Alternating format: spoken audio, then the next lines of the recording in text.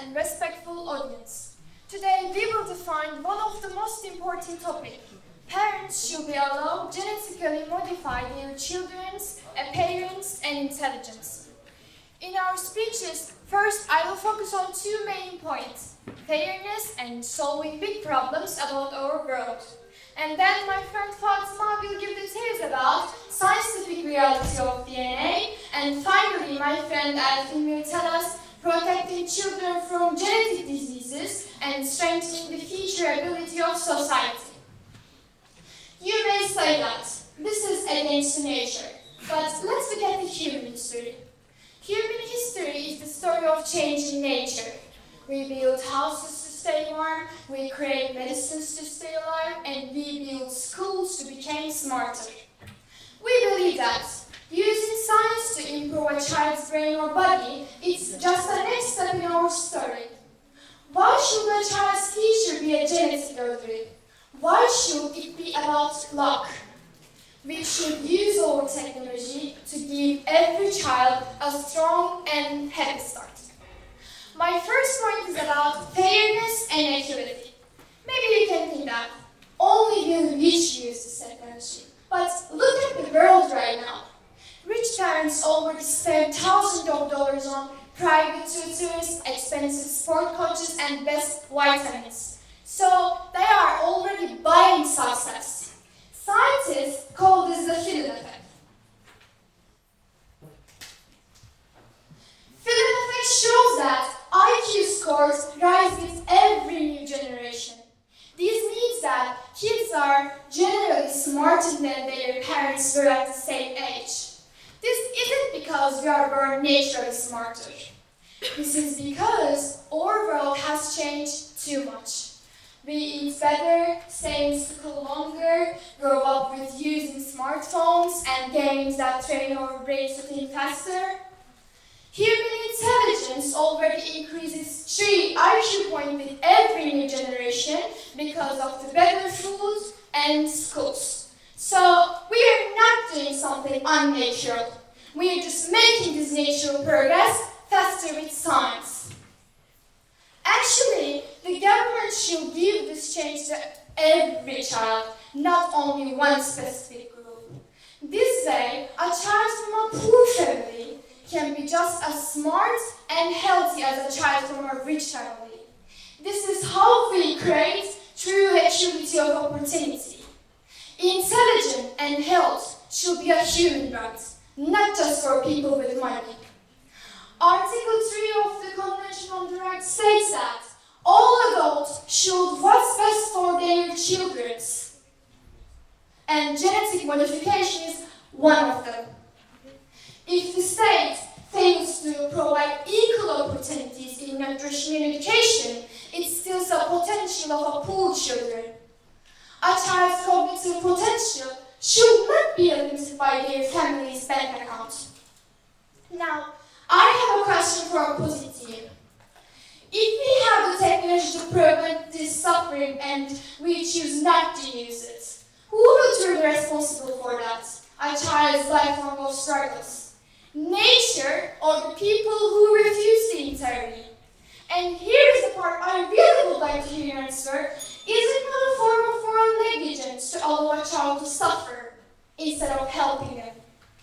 In short, we use medicines to healthy, we use schools to teach. Now, we should use genetics to make our children stronger.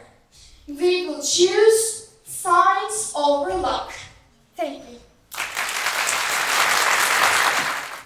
First of all, I would like to thank my teammate for her meaningful speech. And now, in my speech, I would like to focus on 3 points.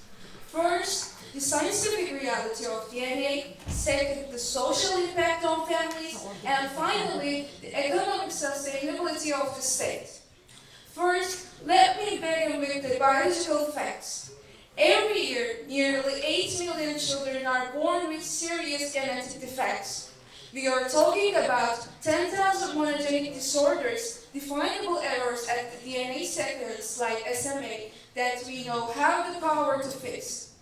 To be clear, we are not discussing elective or cosmetic improvements. We are discussing the medical necessity of correcting these errors at the early stage of life. Correcting these errors is a matter of human dignity, not just about science. By fixing these genes, we can prevent a lifetime of suffering for families. Embracing this technology is the only way to ensure a healthier and more sustainable future for everyone. We now have the power to stop this pain before it even begins. Furthermore, we must understand that biological illness never affects just one person. It creates a ripple effect that devastates the entire family. Research shows that over 40% of families taking care for their children with serious genetic conditions from clinical depression and anxiety. This is what we call the caregiver burden. But beyond the numbers, we are talking about a total collapse of the home. When a child is born with preventable disability, it often forces families to leave a workforce for a lifetime. Their dreams, their careers, their stability are sacrificed. Also, it leads to the survival of the state. Research shows that taking care for a person with genetic illness for their whole life can cost $2.4 million every year.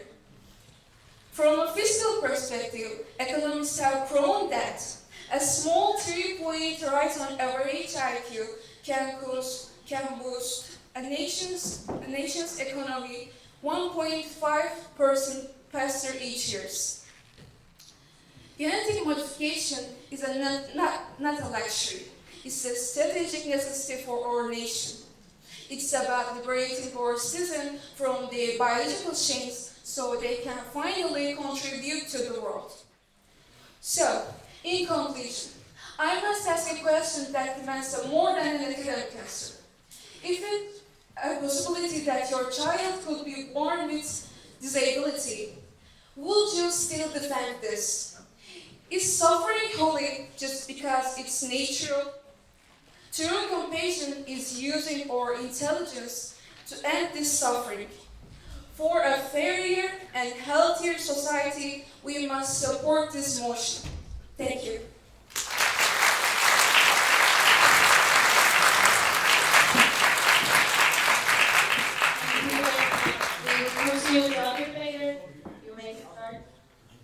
I want to thank my teammates for their interesting speeches. Now I would like to focus on our topic from a different perspective, protecting children from genetic diseases and strengthening the future ability of society.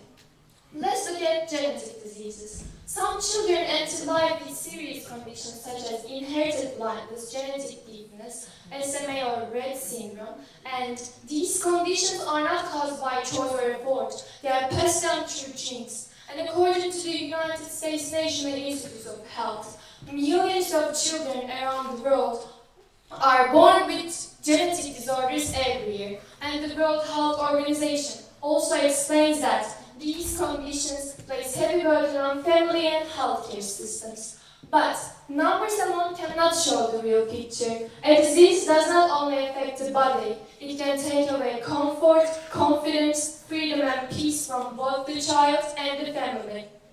Today, tools like CRISPR give science any chance. Instead of waiting for damage to happen, some diseases may be reduced or prevented early. And at this point, I would like to make something clear. We're not defending the idea to create designed babies for perfection. What we support is responsible use of science to prevent diseases and building a better future for the child. Building a better future. The purpose is not to create perfection, but to create protection. Create protection means less pain, fewer years in hospitals, and more opportunities for the child. Because of this, parents should choose safe scientific methods that can protect their child's future. And in 17th century, the first blood transfusion were met with extreme fear and critics. People say that it will alter the human soul or turn humans into animals. But today, nobody is against the blood transfusion. So my question is, aren't you repeating the same historical mistake by opposing genetic modification today? Isn't this just the next step in medical evolution? Do you want to be like the ones who reject blood transfusion in the past? This is the question I would like to ask you. And my second point is about mental strength of society. Our world is dealing with economic crisis, energy shortages, AI risks, and climate change.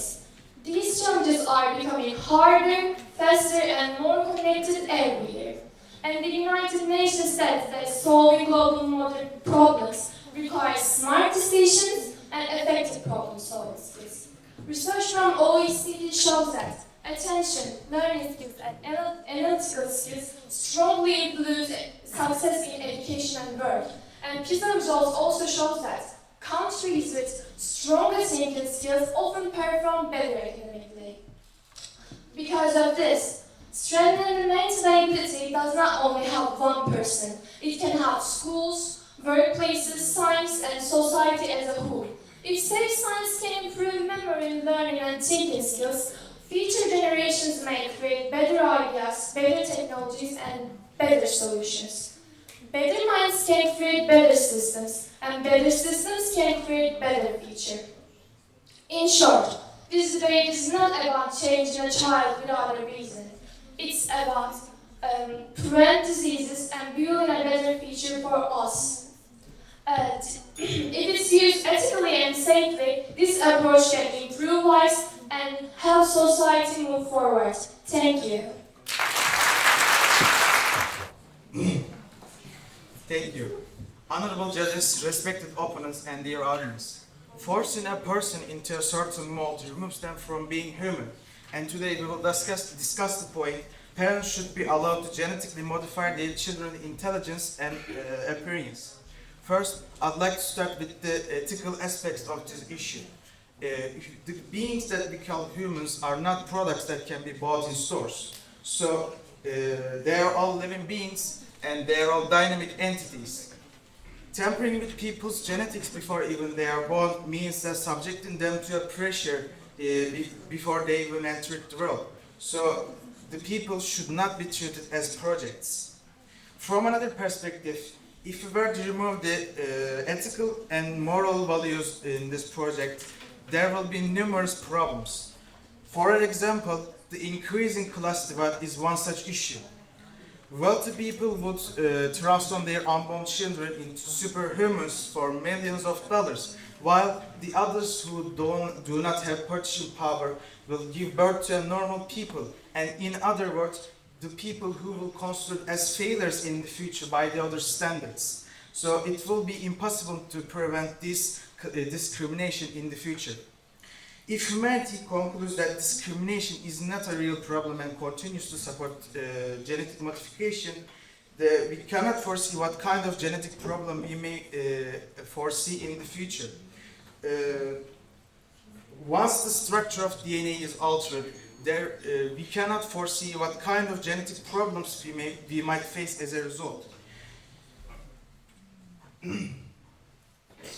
Once the DNA structure altered, we cannot predict what is the DNA's error that occurs in DNA's structure.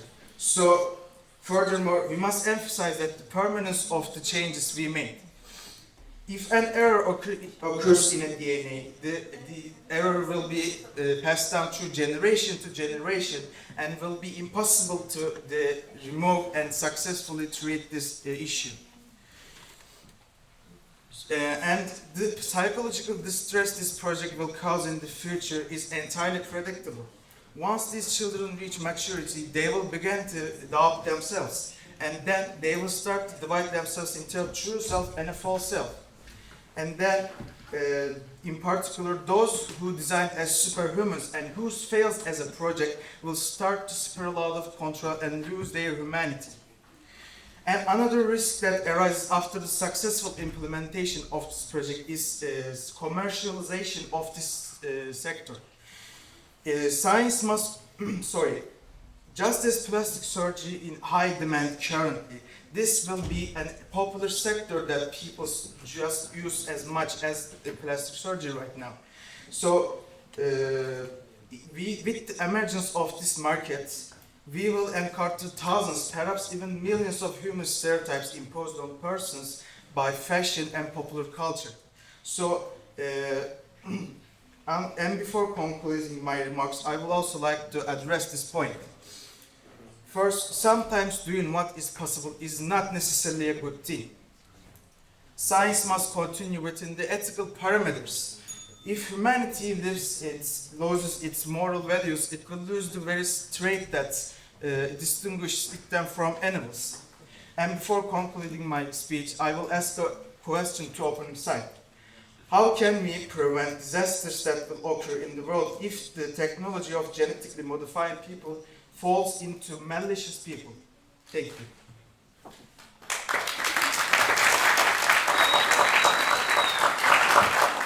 Honorable Jewish and debaters and the audience. It's a great honor to represent the opposition team as a second speaker.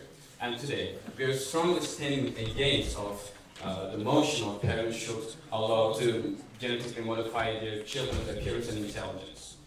At first, it may sound like a progress, it may something like a modern, efficient, and even exciting. But if you look at much more deeper, we can actually see that it's much more dangerous than we think. So, it is control over identity, scientific uncertainty, and a pressure placed on a child before they are even born. And a child is not a product to be customized, it's a human to be respected. And our first argument is consent and human rights. A child cannot choose before the birth. A child cannot say, yes, I do want to do those things. A child cannot say, no, I do not want to do those things. A child cannot say, I want to become a doctor, I want to become a blonde, I want to have a blue eyes. A child cannot say those things. Yet, this motion gives a powerful stake to parents to make permanently decisions about their children in the future. And this is not a freedom for the child, this is control over the child. And parents should raise their children with love, guidance, and do not redesign them for personal preferences.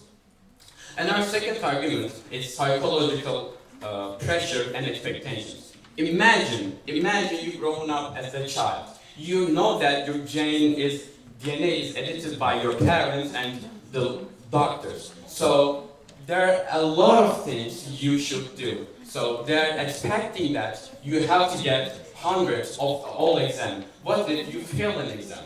What if you're not confident enough? What if you do not become what your parents expected? What if they think that you're a failure? In that case, the children can feel so isolated. They think that they were created to meet some standards. They think that they created them to get hundreds of all taxes, so they feel isolated. Instead of freedom, they will carry pressure. And instead of confidence, they got blue eyes, they got blonde hair, so they have to be confident, right? Instead of confidence, they will carry fear of disappointment. No child feel like failed investments. And our third argument is intelligence is not only about genetics. It's about a lot of things. So this motion assumes that the children's DNA, the intelligence, can be guaranteed to DNA technology, but it's completely wrong. So the intelligence can be shaped by a lot of things: education, environment, persons, life experience they have, and the education they have. But we can see that a lot of brilliant people like Isaac Newton, they are not in perfect condition, but they got successful through their ideas, their lessons, their working. So they work hard to be smart. They didn't get any kind of surgery. And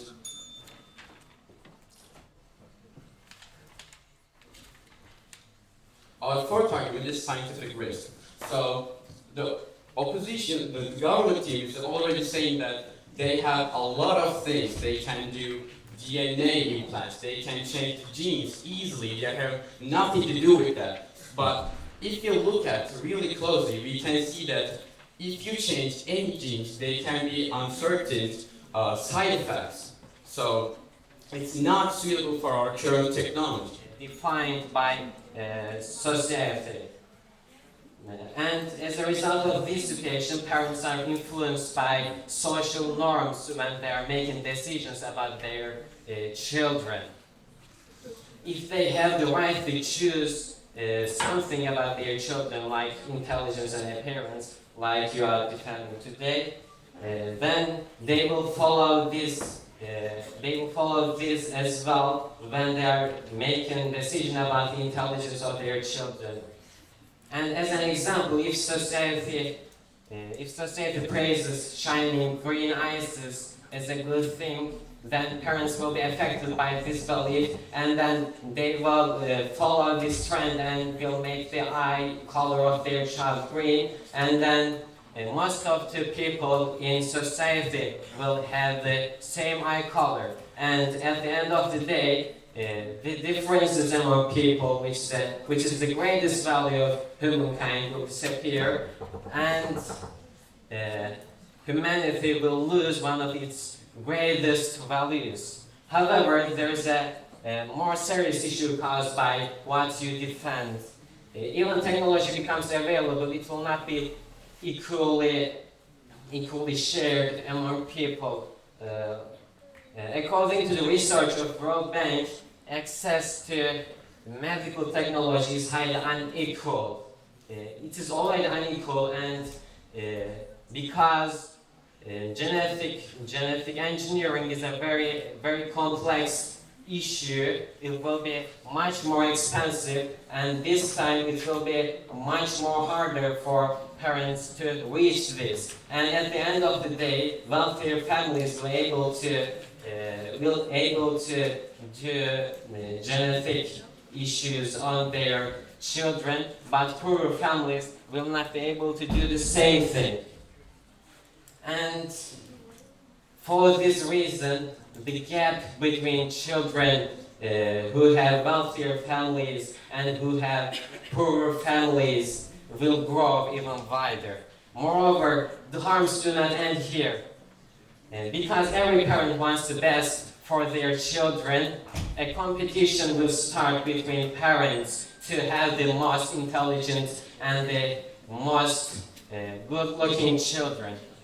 And according to UNESCO, UNESCO states that every person must be treated with equal dignity, regardless of their genetic traits. And there should not be discrimination because of genetics. However, what you defend is completely inconsistent with this fundamental human right. Lastly, I clearly explained that parents should not. We want this technology in public, just like medicines. So, every child can have an equal chance to use it. That's why I would like to support our topic one more time. Stopping genetic modification is wrong because it forces children to live with genetic diseases that we could easily fix. Just like we give scholarship to help students, we should use fair rules to make this technology available for everyone. Success is about your character and hard work, not just about your DNA.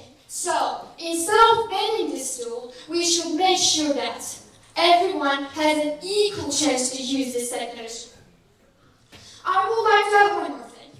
The case of Lulu and Nana shows that genetic modification how make humans stronger. Let's meet these twins.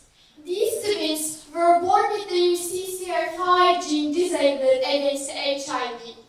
Thanks to this, they have a lifelong of immunity against HIV. And this story shows that genetic modification doesn't make us weak. It creates a biological shield against deadly diseases. And maybe you don't know that, but he is the scientist who did the process. And I would like to add one more thing. While we're talking about the benefits of genetic modification, we must also consider the unethical reality of children's bullying because of how they look. Statistics from UNESCO shows that too, 30% of students in schools are bullied. Most of the time, they are bullied because of they look different or just because they find lessons too hard. So, it is unethical to let child to say, I want to die because of bullying or lack of opportunities. Thank you. You mentioned about the parents choosing their children's talents, and I would like to explain that. We must understand that talent is not a limit. If a parent chooses a high mathematical logic for their children, it does not close other doors. In fact, it opens them wider. Science shows that a high-functioning brain is better at everything, including music, art, strategy, math, or etc. We are giving the children a stronger engine, but the child is the still driver. They will have the power to be a genius mathematician or world-class artist. Moreover, maybe you can think, who decides the good or bad?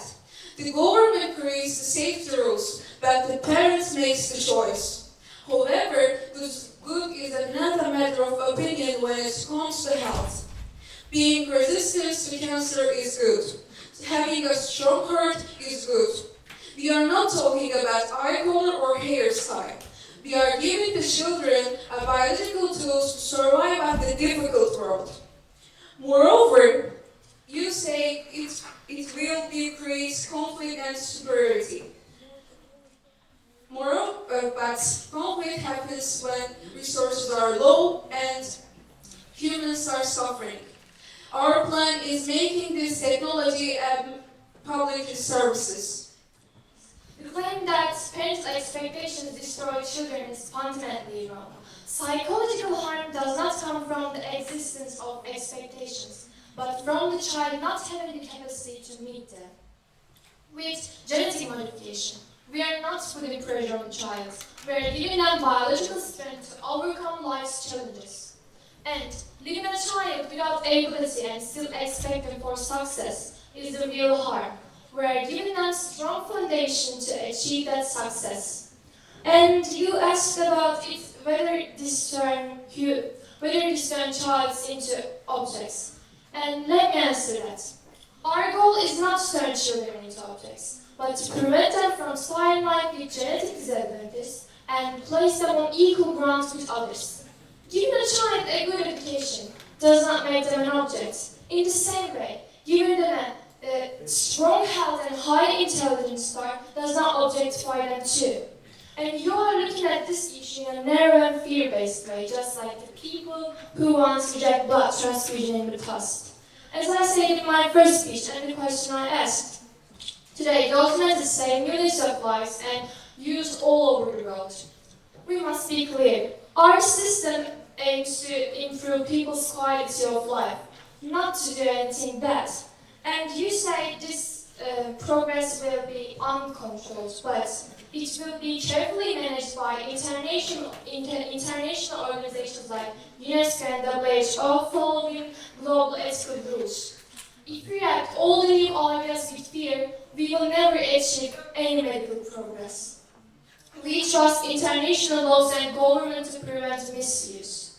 We are not suggesting uncontrolled experiments. We are supporting medical progress controlled by global ethical systems. And rejecting future cures because of fear is one of the biggest injustices we can do for humanity.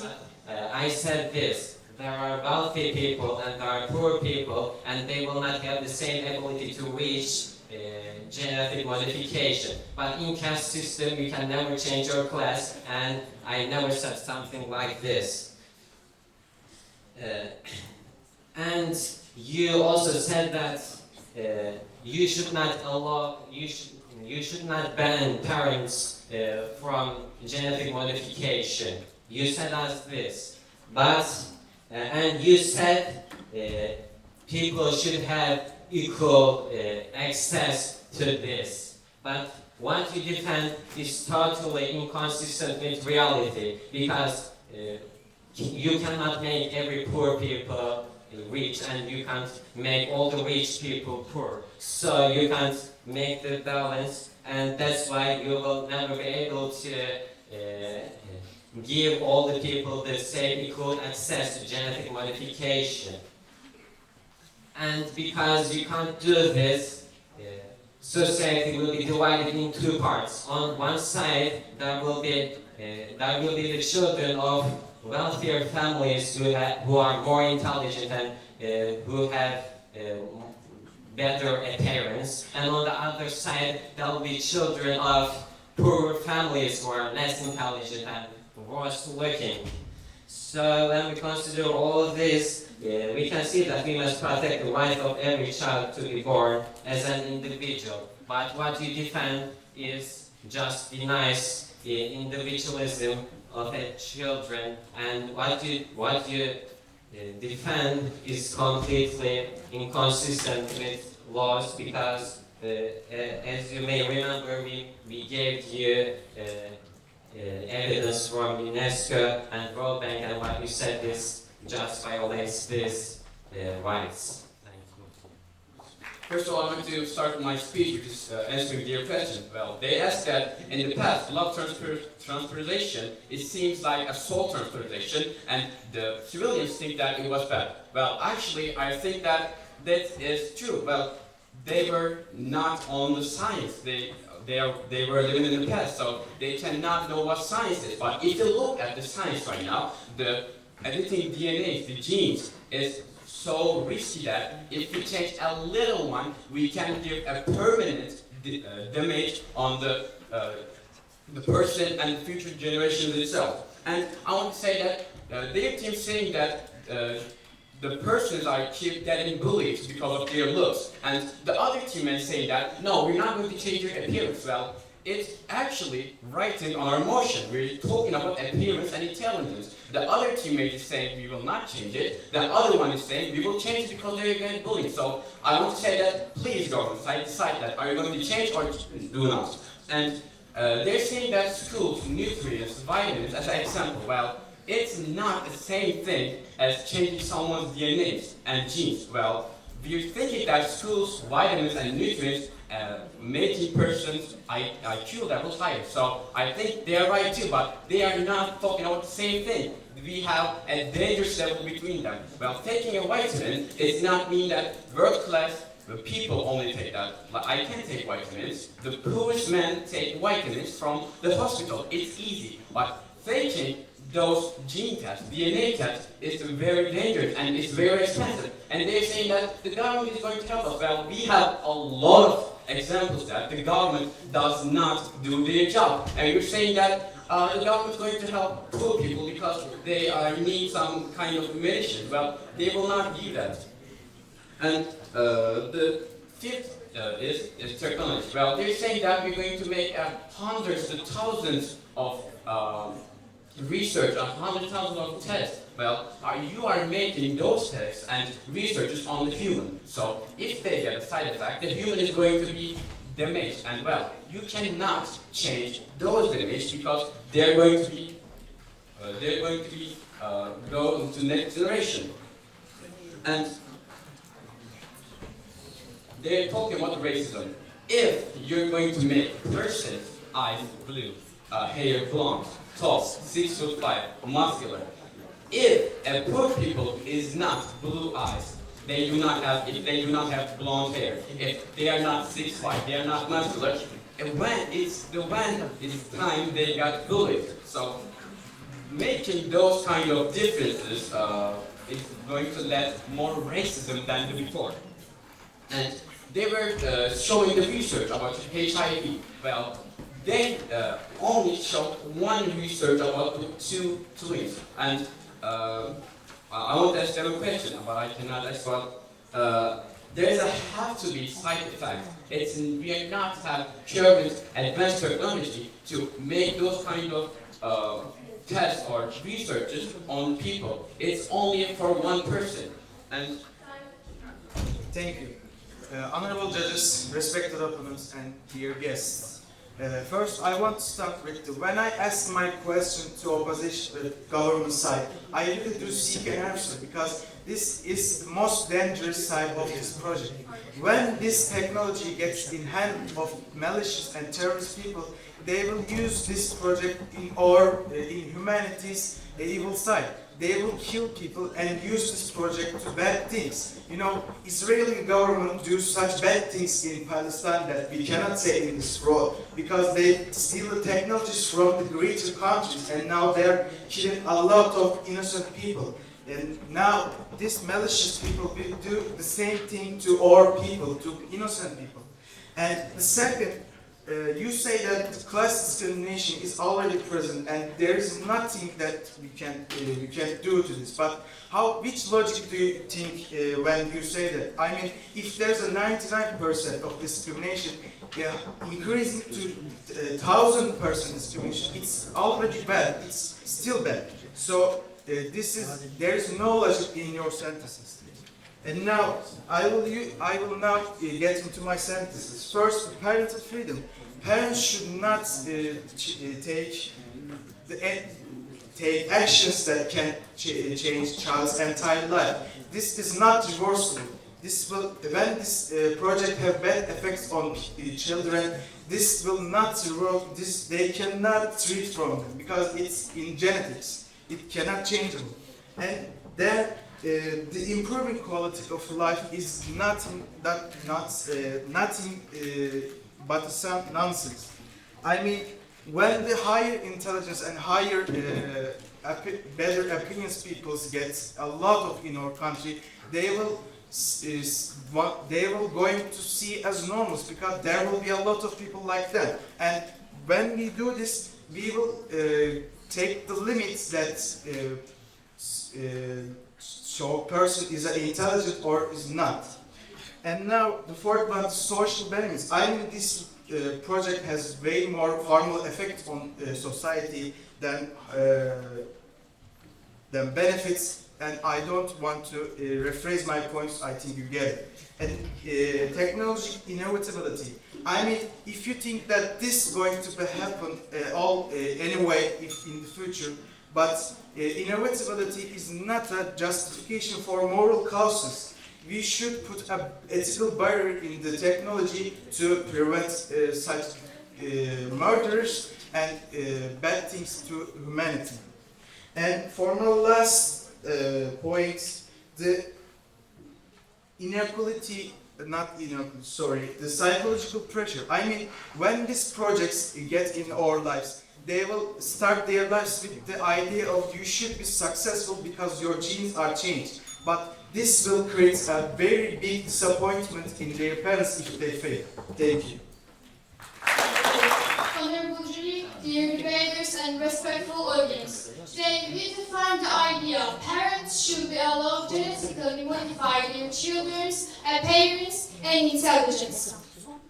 First of all, I want to say that, but we don't understand us. We all support this in the same way. Now, I will start my summary. History is about changing nature with medicines and schools.